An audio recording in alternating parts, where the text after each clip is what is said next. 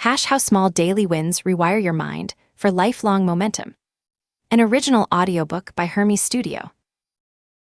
You are not lazy, you are not broken, and you do not need more motivation.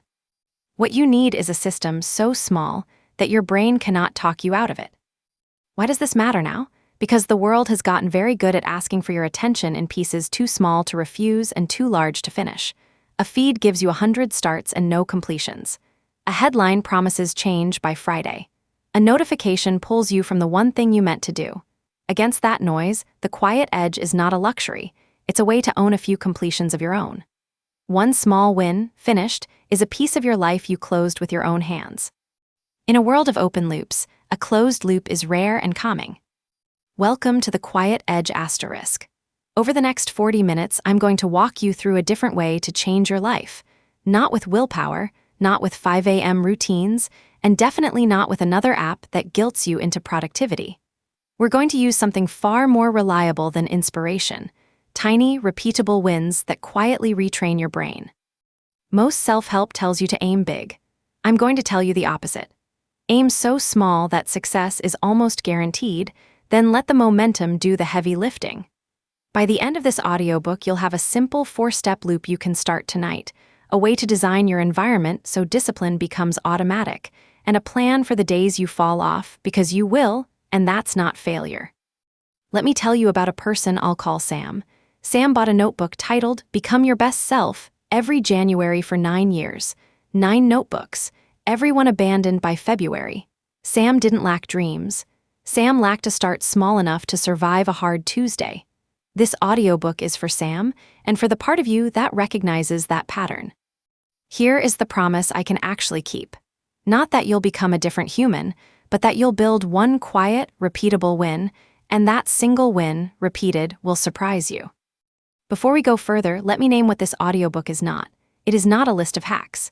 It is not a cure for clinical depression or anxiety. If those are touching your life, please talk to a professional because a method is not a substitute for care. And it is not a promise of riches. The quiet edge is quieter than all of that. It is a way to make starting small enough that you actually start, and a way to keep going when the feeling fades.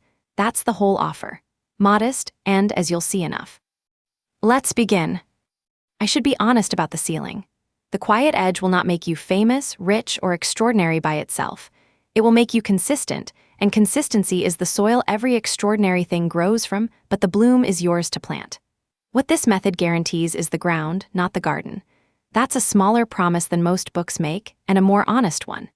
If you take only the ground, your life still changes, because most lives stall not for lack of dreams, but for lack of ground. There is a story we tell ourselves about successful people. The story says they are just more driven. They wake up energized. They want to do the hard thing. That story is wrong, and it is expensive. Because the moment you believe it, every quiet morning where you don't feel like doing anything becomes proof that you are the problem. Here is what's actually true. Motivation is not a fuel tank you fill once and then burn down. It is a shadow. It follows action. It shows up after asterisk you start, not before. Think about the last time you didn't want to exercise, but you put on your shoes anyway. 2 minutes in, something shifted. That lift wasn't willpower arriving, it was your brain noticing movement and releasing a little reward. Action first, feeling second. So the first quiet edge is this: stop waiting to feel like it. Treat the feeling as a bonus that may or may not arrive. The system does not depend on it. A man named Daniel used to wait for the mood to write. He wrote nothing for a year. Then he made a rule: open the document and type 1 sentence. Just one. Most days he stopped there. But on the days he didn't, he was already moving, and the page pulled him forward. In 3 months, he had 40,000 words. He never waited for the mood again. Now you might say, but some people clearly love the hard work. They do, now asterisk. They loved it after hundreds of tiny starts taught their brain that the work was safe and rewarding. Love is the last thing to arrive, not the first. There's a second trap inside the motivation myth: the crash. You feel inspired, you launch a huge plan, you burn out in a week, and then you feel worse than before because even your burst of energy didn't last. The burst was never the engine. It was a spark. A spark with no fuel system goes dark. Motivation is a myth we use to explain other people's consistency after the fact. You don't need to feel ready. You need to begin. And beginning, as you'll see, can be shrunk until it's nearly nothing. Let me add one more angle because this is where people get stuck. They hear action first and think I mean fake it till you make it or force yourself through misery. I don't. I mean lower the bar so far that action is neutral, not brave. Brushing your teeth isn't brave. Tying one shoe isn't brave. The 1% win should feel that ordinary. When starting costs nothing, you don't need courage and you stop waiting for it. A useful image: motivation is a sail, not an engine. Sails are wonderful when the wind blows, but a ship with only a sail goes nowhere on a calm day. The loop is your engine, small, steady, independent of the weather. You can keep the sail for the days it fills, but you'll reach the shore on the engine.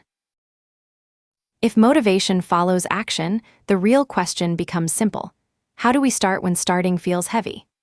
The answer is a loop I call the 1% loop. 4 steps, each almost embarrassingly small. Step 1, notice. Catch the moment. You're at the fridge or the desk or the door. Name the choice in your head. This is the moment I usually scroll instead of read. Step 2, shrink. Reduce the task until it's silly. Not work out 2 stretches. Not clean the house, put 1 dish away. Not study, open the book to page 1. Step 3, win. Do the tiny thing and let yourself feel the completion. The win matters more than the size of it. Your brain stamps it. We finished something. We're the kind of person who finishes. Step 4, anchor. Tag it to an existing habit. After coffee, before the show, while the water boils. Anchors turn a decision into a default. Let me give you the loop in 1 line you can remember. Notice the moment, shrink the task, take the win, anchor the habit. Maya anchored reading to her evening tea. 1 page. Some nights 1 page, but the anchor meant she never had to decide. 2 years later, she'd read more books than in the previous decade combined. The loop didn't make her disciplined. It made discipline the path of least resistance. That's the quiet edge, not a heroic push. A tiny, repeatable circle your brain learns to expect and reward. One more thing about the loop before we move on. It works because it matches how attention actually behaves. Attention arrives in response to a finished thing, not a planned one. A plan is invisible to the brain's reward center. A checkmark is not. So the loop is really a machine for manufacturing checkmarks out of intentions. The more checkmarks, the more the brain leans in. You're not fighting human nature. You're feeding it exactly what it rewards. Let me show you the loop failing because that teaches as much as success. A friend tried the loop with learn Spanish and anchored it to breakfast, but he ate at different times and places, so the anchor floated. The habit drifted. The fix wasn't more discipline, it was a better anchor. He moved it to right after I pour my morning coffee, an event that never moved. The loop held. The loop is robust only if the anchor is solid. Pick an anchor that happens every single day in the same place, no matter what. Coffee, brushing teeth, the drive home, those are load-bearing walls. Tie your win to them. People fail big goals for one boring reason. The task is too big to start. The brain sees, write the report, and computes cost, risk, and time, then quietly declines. Shrinking removes the decline. When the task is open the file, there is no cost to compute. You just do it. The rule is, if you hesitate, shrink it again. Hesitating means the task is still too large. Cut it in half. Then in half again, until the only remaining motion is a single physical action. Pick up the pen, open the tab, stand up.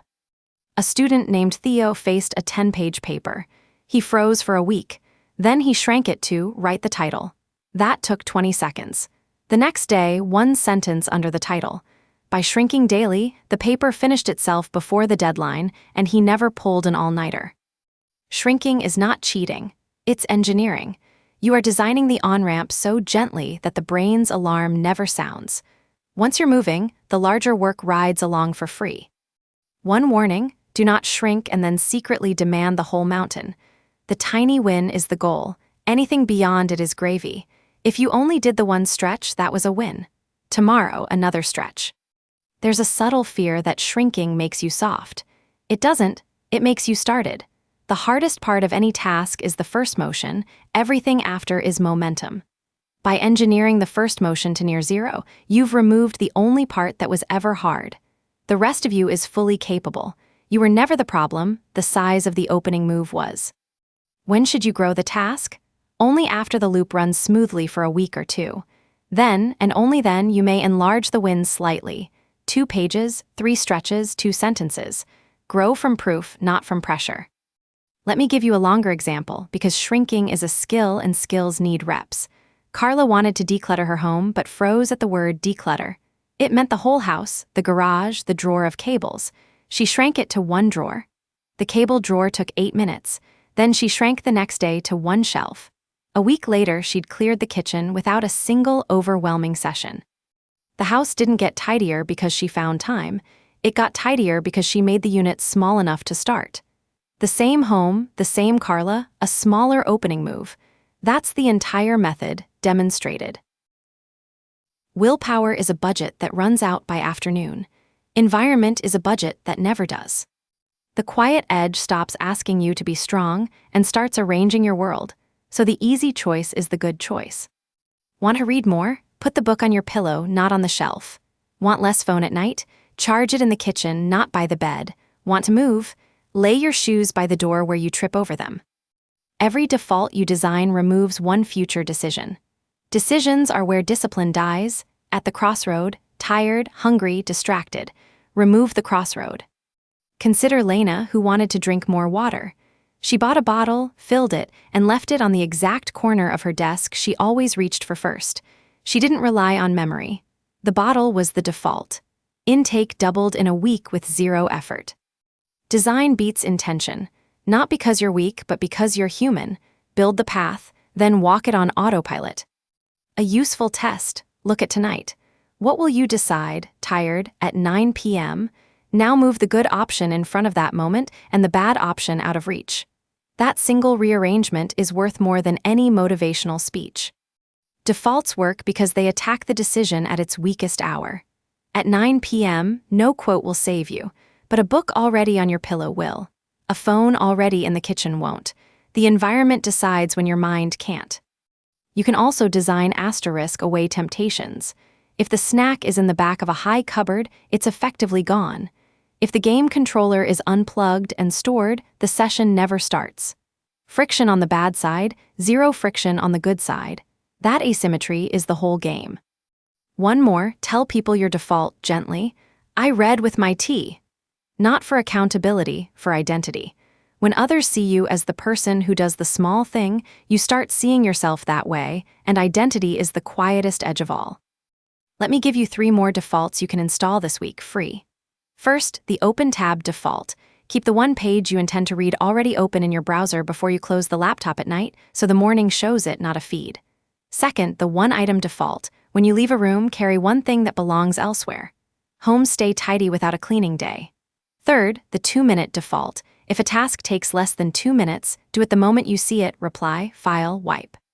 The 2-minute rule clears the small friction that otherwise piles into overwhelm.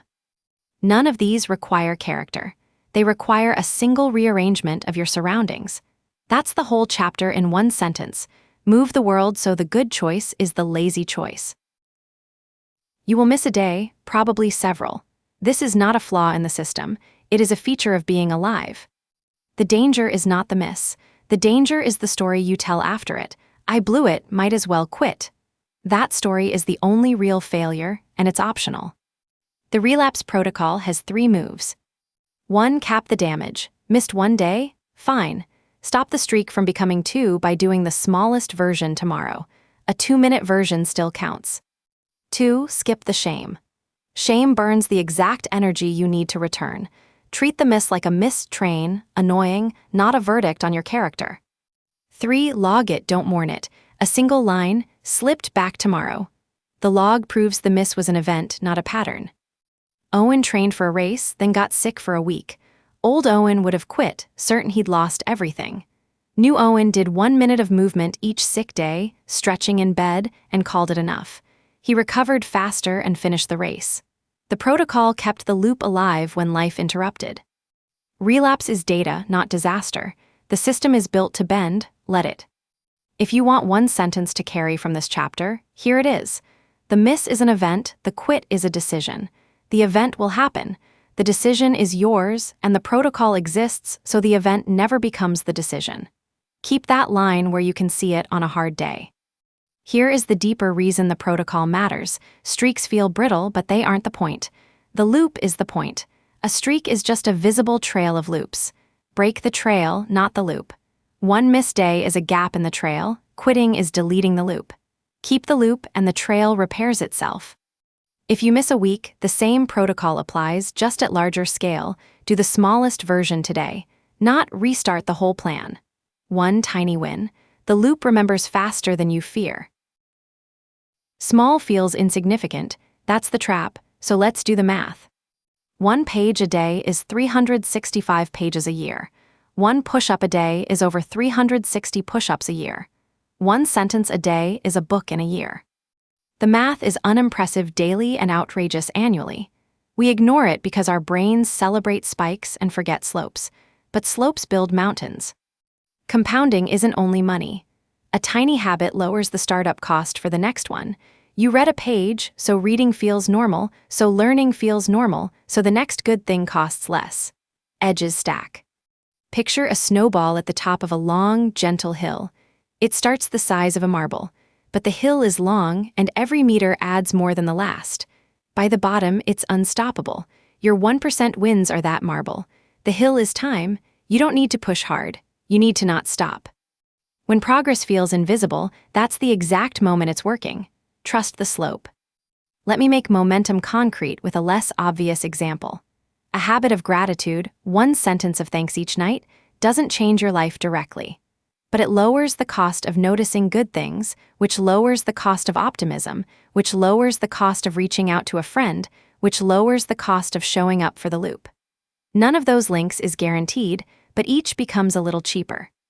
That's how edges stack, not by force, but by reducing the price of the next good move until it's nearly free. And remember the opposite slope when you're discouraged. If you quit for a month, the decay isn't just lost time, it's rebuilt cost. That's why the relapse protocol is non-negotiable. The protocol isn't softness. It's protecting the slope from reversing. Let me make the math personal. Suppose your tiny win saves you just 10 minutes of avoidance a day, the time you used to spend arguing with yourself about starting. 10 minutes times 365 is over 60 hours a year given back to you. That's a full workweek of life, returned by a habit that costs nothing. The quiet edge pays in attention, not just outcomes. And the slope has a twin, decay. A missed day decays slower than people fear, but a missed week decays faster than they admit. The protocol exists precisely because the hill works both ways. Keep moving, even at a marble's pace, and gravity stays your friend. Theory is cheap, the next 7 days are not. Here is your starter loop. Keep it almost insultingly small. Day 1, pick one area: reading, movement, writing, water, tidying. Choose the smallest habit. Anchor it to an existing moment.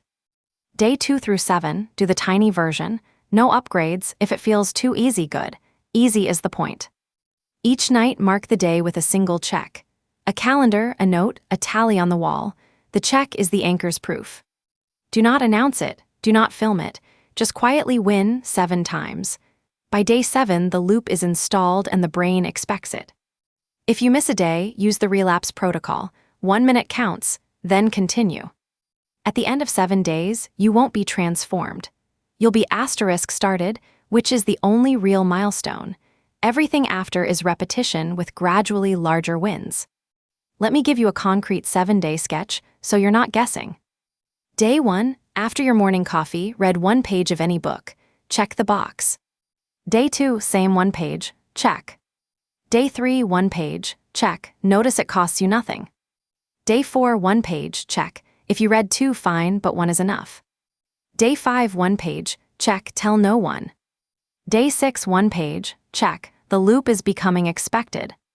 Day 7, 1 page, check, you've installed a habit in a week with 0 willpower spent. That's it, not heroic, quiet, and quietly permanent. So far, we've designed objects, but the loudest environment is people. The people around you set the default for what counts as normal. If everyone you spend time with scrolls after dinner, not scrolling feels weird. If they read, reading feels normal. You are not above this. None of us are. The quiet edge here is not to lecture friends. It's to choose, gently and without drama, the rooms you spend your hours in. A club, a class, a group chat that shares progress instead of complaints. You don't need to announce a transformation.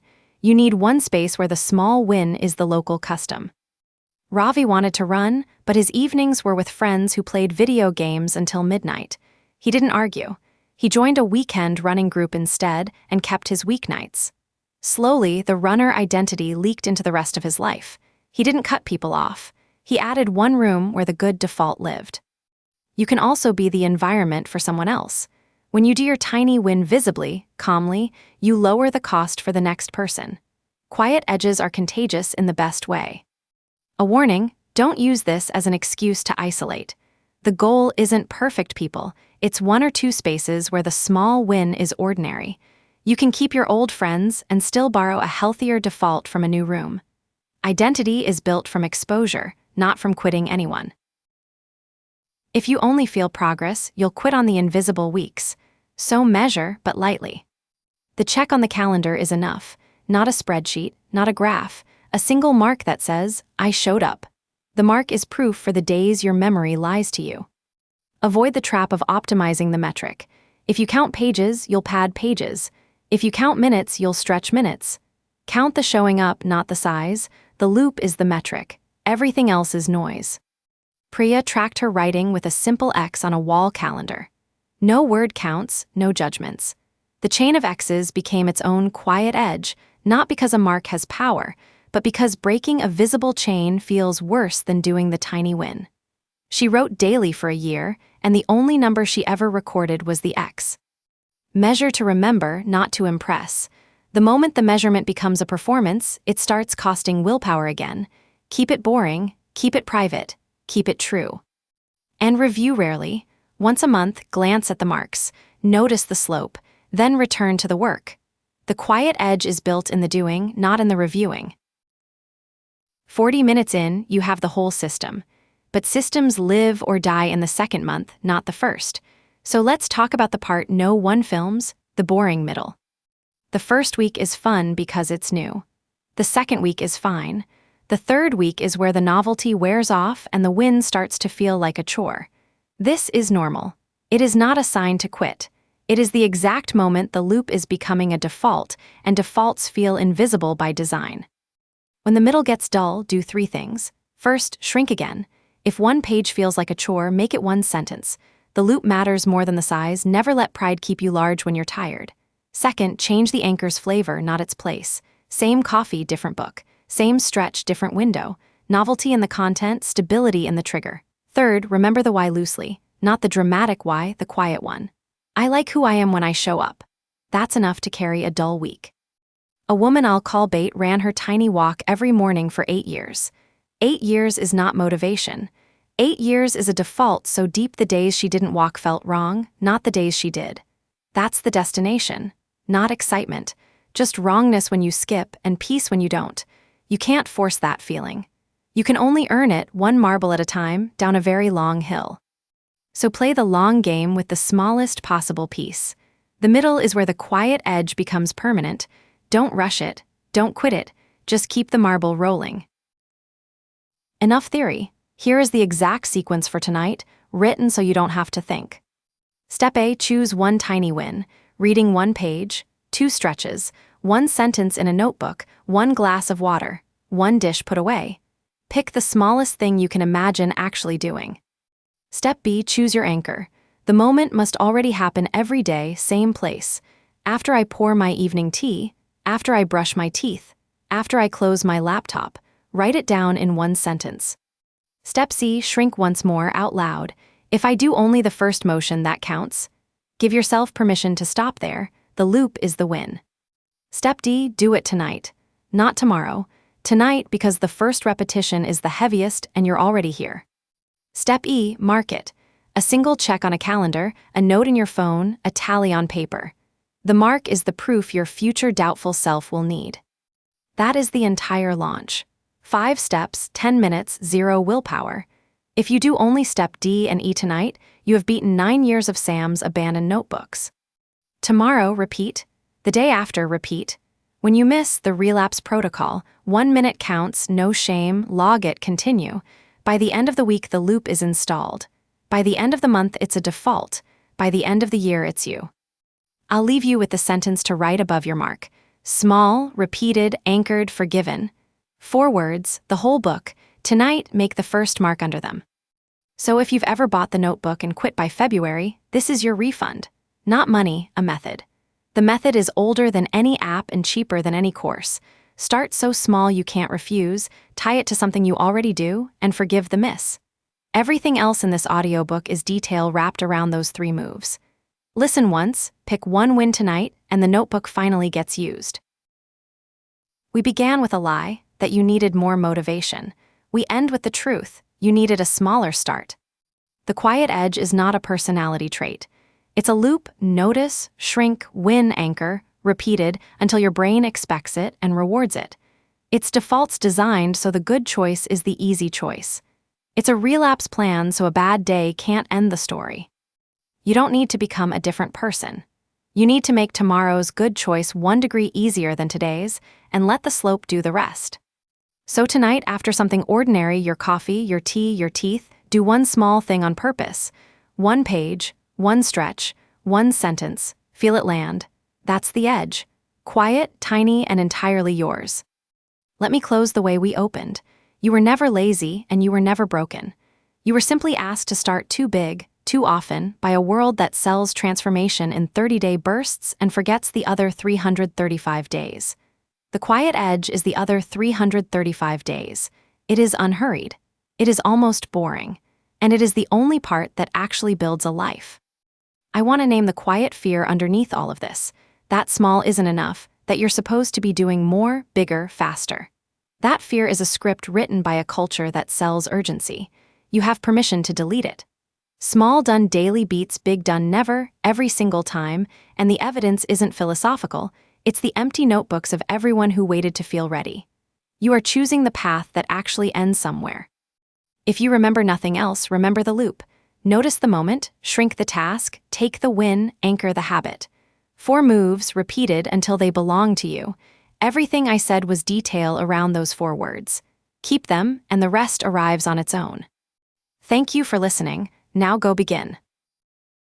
Some nights the tiny win will feel like nothing. 1 page when the book is 1,000 pages. 1 stretch when the body is far from fit. The mind whispers, "This isn't enough. You're fooling yourself." That whisper is the old system talking, the one that only respected big, visible effort. It was wrong about motivation, and it's wrong here too. The win is not about tonight's page. It's about the identity forming underneath it. The person who shows up on the dull nights is the person who shows up on the hard ones. So when it feels pointless, do it anyway, smaller. The point isn't the output. The point is the proof you keep giving yourself that you are the kind of person who continues. Continuation is the only result that compounds. Everything else is a side effect. A man I'll call Jonas trained for a marathon by running 1 block a day for a month. Friends laughed, a block, but the laugh missed the point. By month 2, the block had grown to a mile, then 3, because the habit was real even when the distance was small. 2 years later, he finished the race. The block was never the goal. The continuity was. The quiet edge asks for something modern life trains out of us: patience with small things. We are fed instant results, a like, a delivery, a fix, and we forget that character is slow soil, not a flash. Be patient with the invisible. The first month you may feel nothing change. The 3rd month you'll notice you didn't argue with yourself as much. The 6th month people will call you disciplined, and you'll know you only did the small thing. That gap between doing and seeming is where the work lived. If you rush the quiet edge, you'll kill it. Patience is not passive, it's trusting the slope while it looks flat. The hill is real even when you can't see the top. Keep the marble moving and let time do what time does. Let me answer the ones people ask most, because your objection is probably here. Does the tiny win actually build skill or just a habit? Both. The habit gets you to the page builds the skill.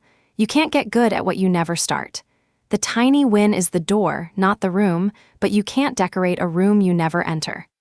What if I enjoy the big push? Keep it. The loop is your floor, not your ceiling. Push on the days the wind fills the sail. The engine is for the calm days. Won't I outgrow this? You will, in the sense that big tasks get easier. But you'll never outgrow the need for a small start on the days life flattens you. The loop is insurance, not training wheels. How do I know it's working? You'll stop arguing with yourself about starting. That quiet absence of negotiation is the signal, not a feeling of progress, the disappearance of the fight. Can I run more than one loop? Yes, but start with one. 3 loops at once is 3 chances to miss, and a miss on all 3 feels like failure. 1 loop proven, then add a second. Patience with the system is part of the system. Let me leave you with 3 brief lives, because stories stick where rules slide. The first is a teenager who anchored one sentence of journaling to brushing her teeth. In a year, she had a shelf of small notebooks no one read but her. She says the writing didn't change her grades. It changed her evenings, which changed her grades. The loop never promised the grade. It delivered the evening. The second is a retired man who, after his wife died, shrank exercise to standing up during the ad breaks of one show. Standing became pacing, pacing became walks, walks became the reason he left the house. The loop didn't cure grief. It gave the day a shape when the day had lost one. The third is a manager who anchored a single, thank you message to the end of each meeting. Her team's morale, measured by no spreadsheet she trusted, visibly lifted. The one sentence cost her 10 seconds and returned a culture. The quiet edge, applied to others, compounds outward. 3 lives, 1 loop, none extraordinary. All a little better than they were, because someone started smaller than pride allowed and kept going longer than excitement lasted. That's the whole book, told 3 times. Start smaller than you think is allowed. Repeat, anchor, forgive the miss, trust the slope. The life you want is built one quiet win at a time.